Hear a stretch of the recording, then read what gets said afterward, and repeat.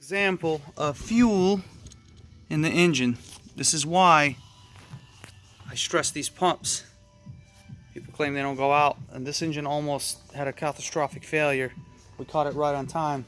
So now we're going to put a brand new pump on it, and we're going to put both of them in. This car only has 50,000 miles and already went bad. So you can see all that fuel right there. All that fuel leaking. That spring has been washed out by fuel, and this is a problem. What happens is the timing chains will stretch and you pretty much blow your engine.